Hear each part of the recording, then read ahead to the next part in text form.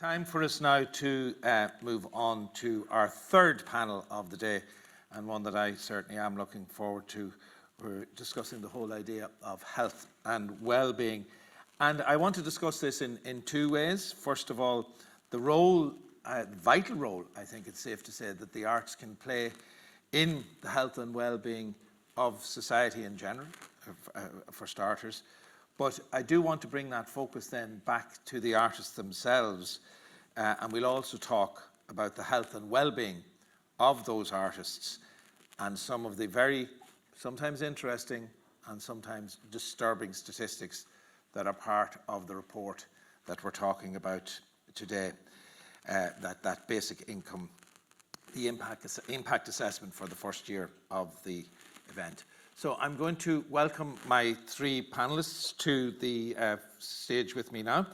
Ruth Flynn, a visual artist, founding member of Outcast Theatre Productions, and Ruth's own practice has seen her perform and exhibit throughout Europe, but she also works as a facilitator, and I think it's interesting to get that dual point of view from her. Nicola Spendlove, currently a Creative Communities Engagement Officer with Creative Waterford. She brings her experience as a registered occupational therapist to her job now with Creative Waterford, and indeed her own artistic practice, which I'm sure she will tell us about as well. And Owen Morrissey, Waterford Healthy City and County Coordinator. This is Waterford City and County Council. You've got to be careful to say Waterford City every time. Never call Waterford a town. Believe me, in your life, it's not a good thing to do for your health or your well-being. No. and the GAA, I think, is a vital part of your life as well, Owen. But let's start, if we could, with a couple of the different projects that you've all been involved in this area of health and well-being. And I'll start with you, Nicola. And you're going to go back to your days before your current job. So tell us about the particular scheme you were involved in back in, was it 2022? Or? Yes, so after I worked full-time as an occupational therapist for about 10 years, and then I moved into a health promotion project called social prescribing. And for those who might not be familiar with social prescribing, what it is it's basically a free service for anybody over the age of 18 in a particular area that might feel isolated for any reason at all. So there's no gatekeeping. You might feel isolated because you've lost your job, or somebody close to you has died, or you might feel isolated for no particular identifiable reason. But the service is there to support you by signposting and supporting you to access activities in line with your passions and measuring your well-being before and after you access them. So I think you're still encountering people who've had very positive experiences from that. Yes. Yeah, so I wanted to kind of zone in on one particular project. So when I was working as the coordinator of that service, we were very lucky to get some funding from Creative Ireland to do a pilot project, bringing in the arts to our participants. And one particular lady, her story always stands out to me when I think back on this time. So this particular lady, she was the same age as me actually, and she used to have a very high-powered job in Dublin. She was working with a PR agency. Then mental health problems started knocking at her door. She moved back in with mom and dad in Waterford, and life just kind of fell apart. Her self-confidence was on the floor. She really struggled to even maintain eye contact and have a conversation. And what we would do is we would go for walks in the park, just the two of us, and I'd try to gently broach ideas for activities she might like, and everything was shot down until this Creative Ireland pilot project came in. And I said to her, just left field one day, would you ever do a bit of acting? And I thought this was the most intimidating idea ever, and this was the one that she jumped on. Yeah, I'd do a bit of acting. And so she joined in on the Creative Ireland project, and she ended up just coming into herself so much. She tried drama for the first time, loved it. Tried music for the first time, loved it. Visual arts, everything. And she also went along on trips to museums and went back to Dublin for the first time on one of those trips and kind of faced some of those fears. And then I moved on, I got this job and kind of fell out of contact with her, obviously, always wondered what happened. And I ran into her a couple of months ago. She stopped me on my lunch break on the streets, big hug, and I said, oh, I'm just on my lunch break, I'm running back. And she said, well, same. And I said, well, what are you doing now? She went back to college to become a makeup artist. And she said, it's because now I know I'm creative. And it was a new aspect of herself that she discovered. But it wouldn't matter what job she was doing. She could have said to me, I'm here sweeping the streets, but it was the light in her eyes. It was the way she held herself. And I think creativity gave that to her. Yeah, well, it's interesting that it comes directly from that kind of self-expression that the arts can kind of help bring out. And Ruth, I do want to speak about your own practice, but I want to start first of all about your own art practice. That is, I want to start first of all, and can we bring up? I think we have some slides of Ruth's work, and this is a particular project that you were involved in back in 2012. 2012. How bright things were on the wall in 2012. And how faded they are now. Yeah. So explain that wonderful mural and how you were involved in the making of it, Ruth. This actually came out with Waterford City Council. This housing estate in Kilcohen in Waterford. This is just one panel of the wall that you can see, and it's I think it's 30 feet long. And there's about 12 of those panels, so it's a really, really long housing estate. And it was always, actually Owen knows this area very well, and he was saying like kids used to set fires there and just hang out there. It wasn't a very nice area, a green area at all. So Waterford City Council came to me and said, like, we have a bit of funding. We started each wall. We did section by section over a couple of years. And he just said, like, let's just do a mural for the community. Yeah. So we got the community involved to see what they would like on that. And the wall is actually on the other side of a greyhound track. So they wanted to incorporate the greyhounds as far as part of it. And is the greyhound track still there? The greyhound track is on the other side of that wall there. And lots of activity, or a little bit less, as the faded mural suggests? A little bit less, maybe. But that wall is still stood. Like, there's no graffiti on that wall. Yeah. So the community really embraced it, and it was just a wonderful pop of colour as well. And I think it was just for the community kind of thought, like, we actually matter to the city council, that they'll do. I think Waterford Walls does a lot, but sometimes it's not to the housing estates. Yeah, absolutely. So, yeah. And I want to go on to a second. So obviously, what we're talking about there is the health and well-being of those who were involved in the making of that. I mean, you can see it in the vibrant colours that they chose. Let me move on to a second set. So can I just say one thing about that? Through Creative Waterford now, we're going back to revisit it. Yeah, so it will be bright again. It'll be bright again. There is a further image in this set that I'd like to look at now, if we could move on to that. Yes, there we go. Beyond the gallery. Beyond the gallery is this whole idea of opening up a gallery space to those who maybe think, oh, I have nothing to do with that. Yes, I'm a studio artist with Goma Gallery of Modern Art in Waterford, and we kind of like to try to bring people into a gallery setting that wouldn't normally be part of that. So we had some funding, I think it was again from Waterford City Council at the time, to bring participants in that maybe have never stepped foot inside a gallery space or created art.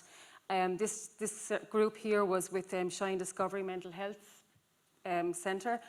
And this young girl here she had autism, and she wanted to create something which challenged her abilities.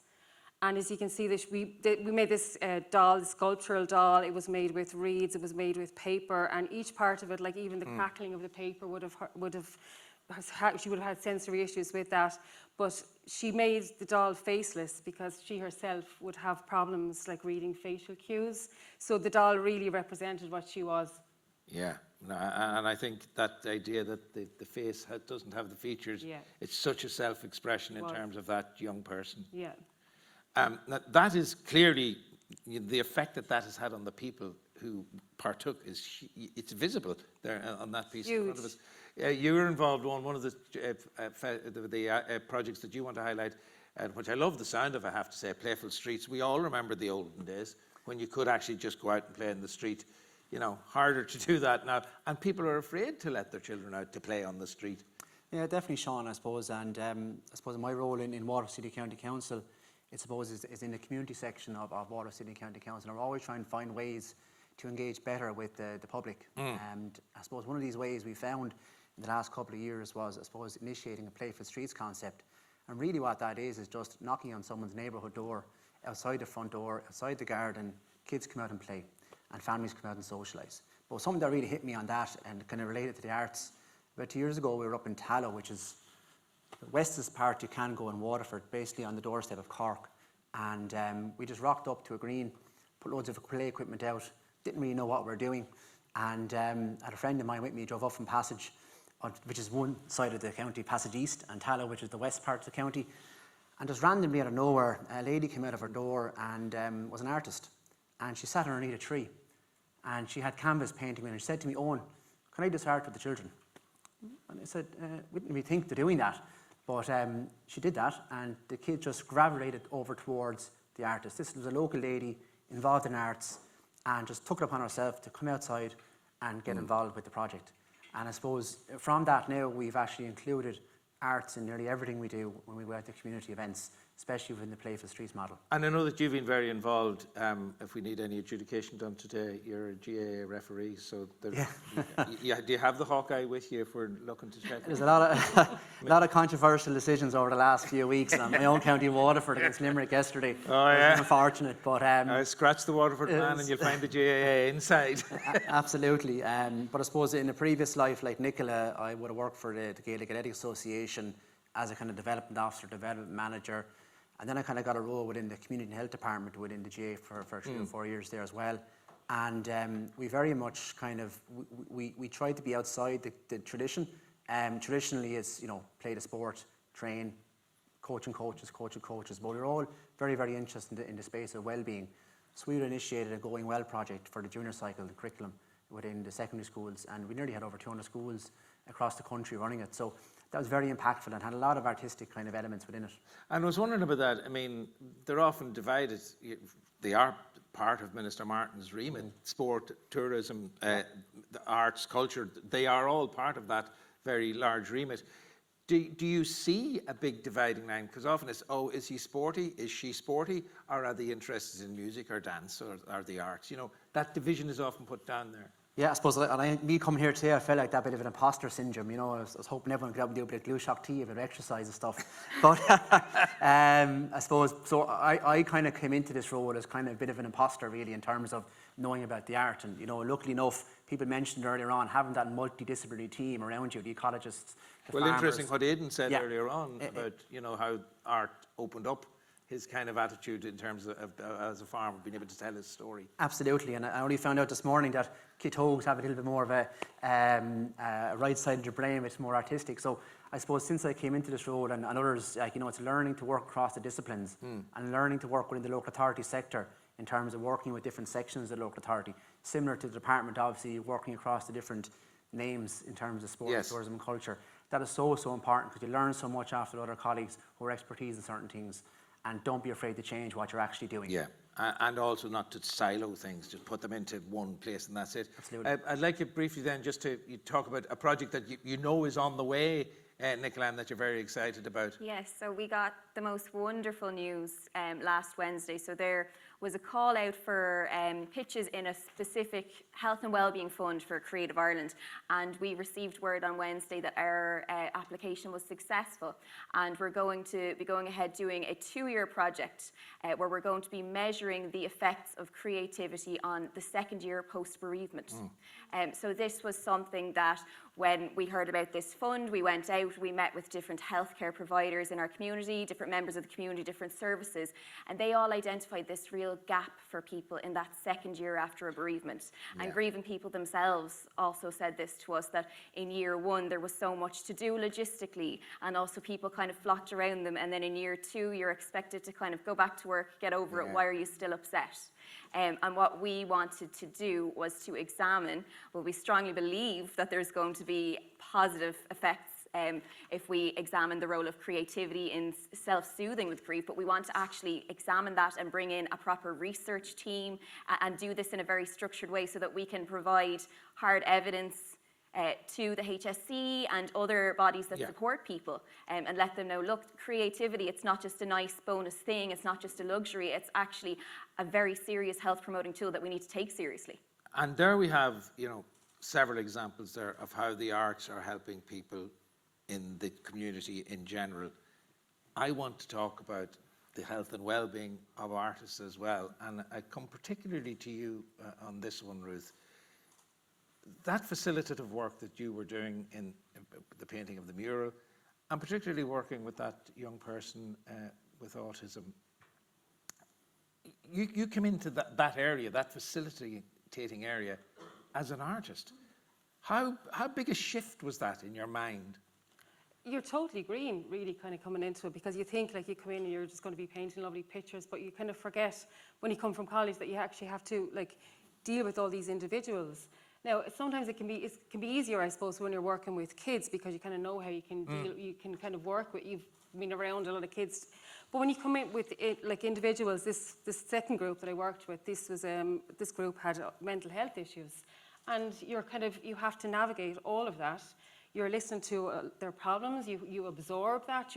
There's so much that you're not prepared for when you're going in to do a workshop, an artistic workshop with these And participants. how has that affected your own arts practice? I think my own arts practice based around me and my personal feelings, but I think it's a lot of my art practice now is to do with my own mental health and how I deal with, and that is kind of, I don't think I ever meant it to go that way, but I think it's my only outlet. Yeah, let's bring up, there are further images that we have from Ruth. This is some of your own work here. I mean, the piece on, what is it, the right-hand side, stage right, your left as you're looking up. That's an extraordinarily expressive piece. Has that come directly out of those experiences, do you think? Yeah, absolutely. Yeah, because I think, a lot of the time I'm a performance artist as well, and a lot of the time you can kind of put on makeup as musicians or whatever. You can sing a song and you think you're happy, but it's an act a lot of the time. You're just, you have a lot of other stuff inside you that you need to get out, and it's.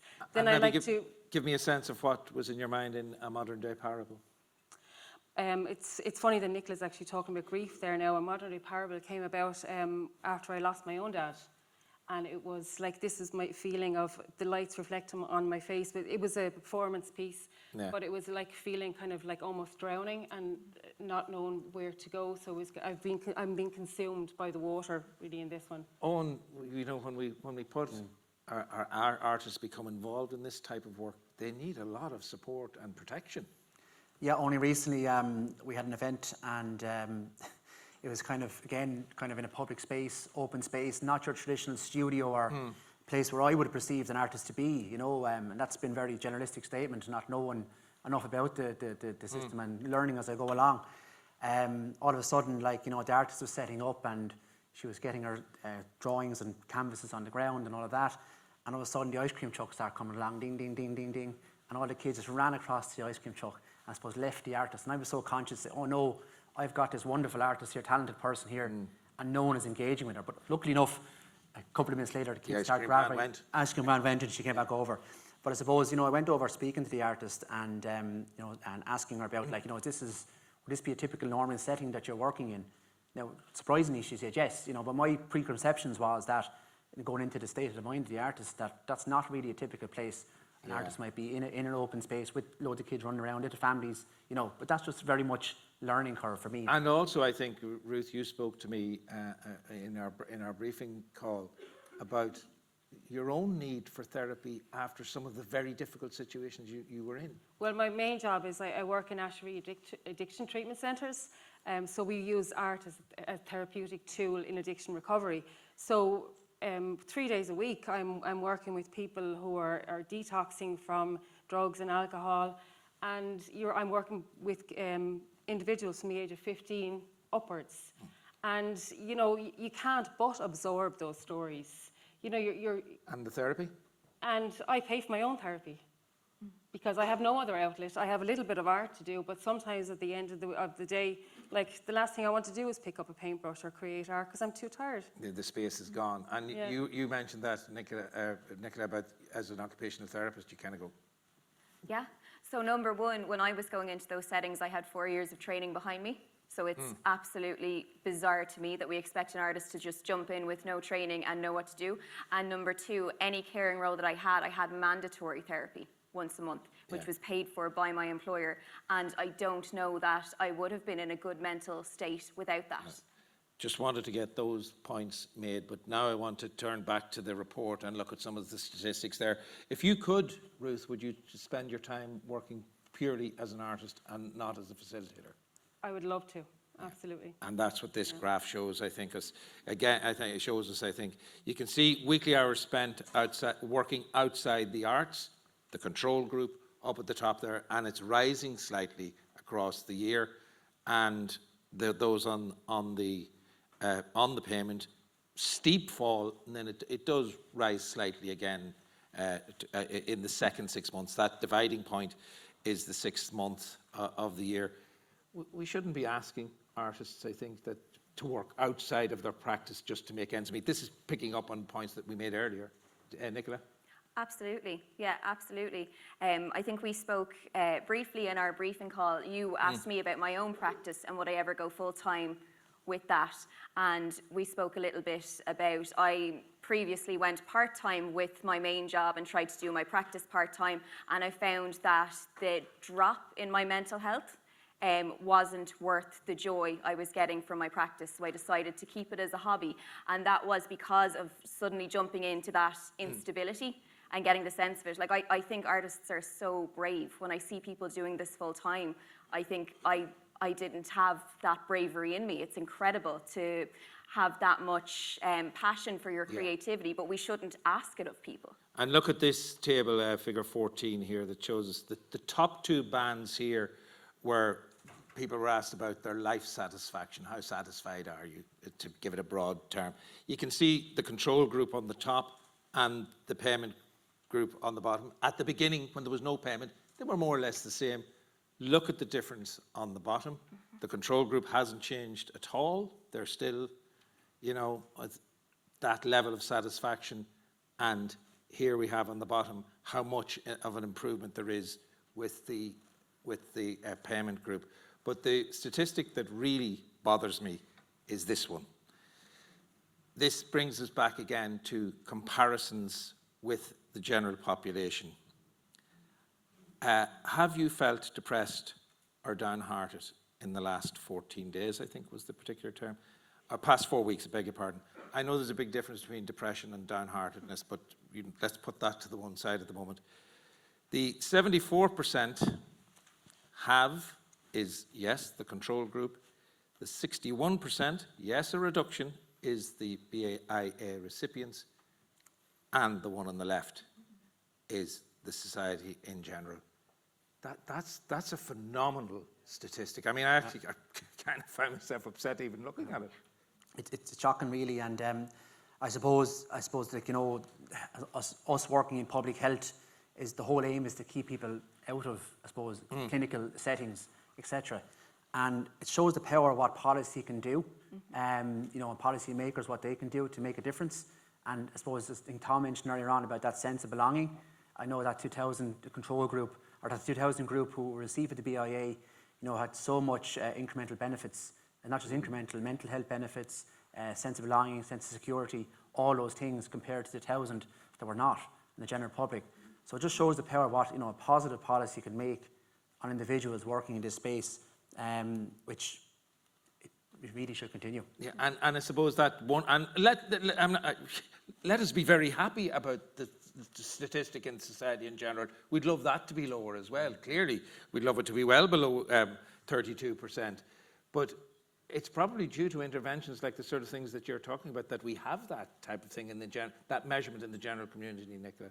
Absolutely, absolutely. It's the statistics there are absolutely staggering, and I think even if we take all the joy and love that we have for art out of it and look at it from a pure, stark economic perspective, this just makes so much sense. Owen mentioned health promotion. We are keeping people out of mental health services by schemes like this, so we're saving the government money. And even if that wasn't the case, we're getting artists on their feet and pumping more and more money back into the economy. So it's a short-term investment for a long-term gain. Yeah, and I'll come to you, Ruth, in the closing section of this. To what extent does your art, if you had that facility, that your arts practice was all that you were doing, would you have any sense of how that would impact on your health and well-being? Definitely, I think would go down an awful lot. I think I'm a lot of the time I'm not in receipt of the basic income for the arts, and I go from job to job. So I'm actually kind of maybe working 3 different roles. I work with individuals in recovery. I work with kids an after-school program, and then I also work in Goma Gallery with whatever other group will come in at the time. So preparing for each workshop, you're in a different headspace because you're dealing with different groups, different ages. So you're constantly going from day to day, wondering like what role am I playing today? Who am I working with? What do I have to do? So my whole week is kind of, I'm just filled with preparing for the next workshop. And a lot of the time, like sometimes I work 6 days a week and I maybe have a Sunday off, you know, so I work every Saturday. I work on Friday, I leave for work in Ashery, and then I come straight onto Waterford Youth Arts and do a kids' arts class. And that's like eating my lunch or whatever in the car on my way, on the motorway, you know. And for clarity, and I don't want to embarrass you now, but that is an economic necessity. That is an economic to support your life. Yes. And your art. Yes, practice. and then a lot of the time, because I love working actually, I love working in addiction, but like a lot of my money goes in petrol in the car, you know, because I have to do, it's like a 3-hour round trip each time I go to do that, so it's kind of like, you know, I would be probably better off if I didn't do it, but then I love to do that too, Yeah. so I'm kind of caught. And I suppose, to Nicola, no, not that you have to answer this for everybody else, but what does that mean in terms of when you employ an artist on schemes like this? What does that mean to you? What does that make you think and feel about what you have to do for them? It comes down to, for me, and having an arts practice myself, just respect for the artist. So number one, a fair payment. I have some artists who you ask for a quote and it breaks my heart when they send back, oh, 200 quid for 14 hours work, and you kind of feel like going back to the person going, all right, have you been that undervalued that you feel I'm not going to hire you unless you give me a figure that low? So kind of having a quiet word in an artist's ear sometimes and saying, I think there's a typo in your quote there. And just making sure basic things like if you're putting an artist into a scenario that they're not used to, if it's a community setting, checking in with them, giving the opportunity to debrief, saying, was there anything that came up that you need more support with, and signposting to that. And also just basic things, making sure they're paid on time, making sure those invoices are processed on time and not putting them in an awkward position where they're chasing up, and then feeling that they shouldn't be bothering you because you mightn't hire them again. It's little things like that, I think, that Would are help just basic hugely. kindness and respect. Briefly, Owen? Just echo that point as well, and I think it was mentioned earlier on, like, you know, us as people working in local authorities and in administrative as well as promotion roles for health promotion is taking the burden off administration as much as possible with the artists as well. Yeah, that the artist isn't the administrator. And